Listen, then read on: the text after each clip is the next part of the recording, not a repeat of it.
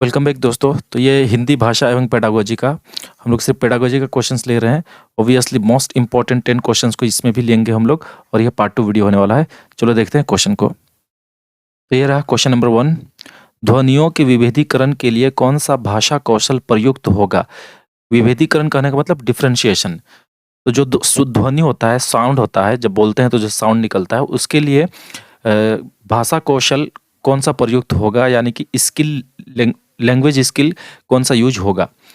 तो जब हम लोग बोलते हैं तो उसका विभेदीकरण करना है, डिफरेंशिएशन करना है, तो सुनाई कैसा दे रहा है उस पर वो डिपेंड करेगा कि उसको डिफरेंट कर पाएंगे हम लोग, कब क बोल रहा है, कब ख बोल रहा है, कब ग बोल रहा है ना। तो इसलिए करेक्ट आंसर होगा ऑप्शन 2, यानी सुनना। Option 2 is the right answer. Next question number 2।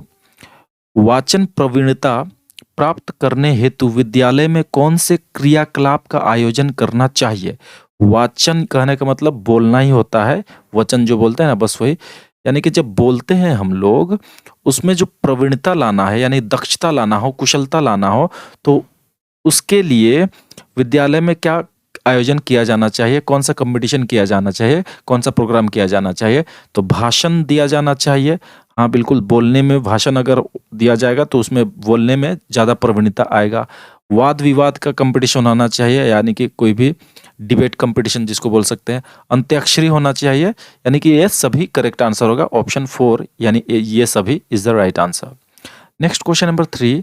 कहानियों के माध्यम से बालकों के ज्ञान को परिवर्तित एवं परिमार्जित करने का मुख्य उत्तरदायित्व किसका है? यहाँ एक वर्ड दिख रहा है, थोड़ा कठिन है।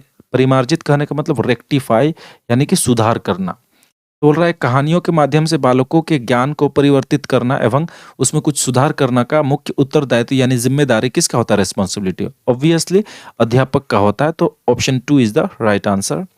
Next question number 4। बेसिक शिक्षा हेतु महात्मा गांधी ने किस पाठ्यक्रम पर बल दिया है? यानी कि महात्मा गांधी जी ने जो बेसिक एजुकेशन था, बेसिक शिक्षा था, उसमें कौन सा सिलेबस पर ध्यान ज्यादा फोकस किया था, स्ट्रेस दिया था? तो ऑब्वियसली इसका भी करेक्ट आंसर ऑप्शन 2 होगा, हस्तकला केंद्रित, यानी हैंडीक्राफ्ट, जैसे पेंटिंग को लेकर हो, या एग्रीकल्चर से रिलेटेड हो, या फिर कारपेंट्री हो, किसी भी प्रकार का हस्तकला, हैंडीक्राफ्ट पर उनका जोर ज्यादा था। तो ऑप्शन 2 इसका राइट आंसर होगा। Next question number 5। छात्रों को बोलना सीखने के लिए विद्यालय में निम्नलिखित क्रियाकलापों में से किसका प्रयोग नहीं किया जाना चाहिए? याद रहे, नहीं किया जा सकता। यानी कि अगर छात्रों को बोलना सिखाना हो तो निम्नलिखित कौन सा प्रोग्राम को नहीं अपनाना चाहिए? देखो, बोलना सिखाना है ना, विद्यालय में, तो वार्तालाप तो होना चाहिए। वार्तालाप मतलब कन्वर्सेशन, बातचीत। अंत्याक्षरी भी होना चाहिए। प्रश्नोत्तरी यानी कि क्वेश्चन एंड आंसर भी होना चाहिए, जिससे बोलने में मदद होगा, सीखेगा जल्दी। तो इसलिए करेक्ट आंसर हमारा होगा, क्योंकि नहीं ढूंढना है ना, option 4 is the right answer. चिंतन विधि नहीं होना चाहिए, तो option 4 is the right answer. Next question number 6। प्रमुख भाषाई कौशल के अंतर्गत इनमें से कौन एक नहीं आता है? भाषाई कौशल यानी कि लैंग्वेज स्किल में कौन नहीं आता है?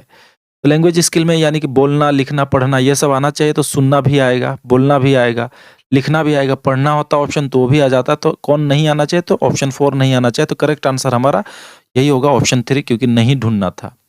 Next question number 7। कौन सी परीक्षा अच्छे और कमजोर बालकों में भेद स्थापित करने में सक्षम है? यानी कि कौन सा परीक्षा, जो एग्जामिनेशन हम लोग लेते हैं, उसमें गुड स्टूडेंट और वीक स्टूडेंट, एक अच्छा स्टूडेंट और कमजोर स्टूडेंट में डिफरेंशिएशन करने में स्थापित है, सक्षम है, एबल है। यहाँ पर डिफरेंशिएशन करने का मतलब, भेद करने का मतलब पक्षपात ना समझे। इसका करेक्ट आंसर होगा ऑप्शन 2, वस्तुनिष्ठ। वस्तुनिष्ठ एग्जामिनेशन, यानी कि ऑब्जेक्टिव टाइप का जो प्रश्न होता है, उससे हम लोग अच्छे और कमजोर विद्यार्थियों को अलग अलग छांट सकते हैं, पहचान पाएंगे। Question number 8। किस परीक्षा में पक्षपात का कोई स्थान नहीं होता? पक्षपात करने का मतलब पार्शलिटी, किसी के साथ कोई पक्षपात ना हो, पार्शलिटी ना हो। तो किस टाइप का परीक्षा लेना चाहिए? वैधता, वस्तुनिष्ठ, निबंधात्मक, ये सभी। तो करेक्ट आंसर इसका भी ऑप्शन 3 होगा, वस्तुनिष्ठ। यानी कि ऑब्जेक्टिव टाइप ऑफ जब प्रश्न पूछा जाता है परीक्षा में, तो उसमें आप भेदभाव नहीं कर सकते, किसी से भी पक्षपात नहीं कर सकते। Option 3 is the right answer. Next question number 9। भाषा में परिवर्तन का अथवा के कारण हैं। यानी कि भाषा में जो परिवर्तन आता है, चेंज आ जाता है, उसमें कारण क्या होता है? स्थान विशेष की जलवायु, कई पीढ़ियों का अंतर, भौगोलिक विभिन्नता, उपरोक्त सभी।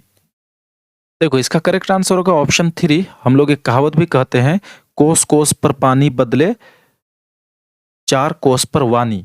इस तरह से हम लोग बोलते हैं ना, तो इसका करेक्ट आंसर होगा भौगोलिक विभिन्नता, यानी ज्योग्राफिकली चेंज हो जाता है भाषा का परिवर्तन इसमें, तो करेक्ट आंसर ऑप्शन 3 इसका होगा। नेक्स्ट क्वेश्चन नंबर 10, भाषा के संबंध में उपचारात्मक शिक्षण का उद्देश्य है। उपचारात्मक कहने का मतलब रिमीडियल, रिमीडियल टीचिंग, यानी कि उपचारात्मक शिक्षण में उसका उद्देश्य क्या है, उपचारात्मक रिमीडियल टीचिंग का। तो भाषा प्रयोग संबंधी कठिनाइयों की पहचान तथा उनका निदान, निदान कहने का मतलब समस्या का समाधान ये हो सकता है। बच्चों को व्यस्त रखना बिल्कुल गलत बात। बच्चों को श्रेणीवार विभक्त करना ये भी नहीं होगा। बच्चों की त्रुटियों की केवल सूची बनाना ये भी नहीं होगा। त्रुटियों का सूची बनाना तो होगा, लेकिन त्रुटियों को फिर समाधान भी करना होगा, तब रिमीडियल क्लास का मेन उद्देश्य पूरा होगा। तो ऑप्शन 1 इसका करेक्ट आंसर होगा, क्योंकि भाषा संबंधी कठिनाइयों को पहचानना, उसमें क्या कठिनाइयाँ और डिफिकल्टीज हो रहा है बच्चों को, उसको आइडेंटिफाई करना और फिर उसको दूर भी करना, समाधान भी करना, निदान करना। तो करेक्ट आंसर ऑप्शन 1 इसका होगा।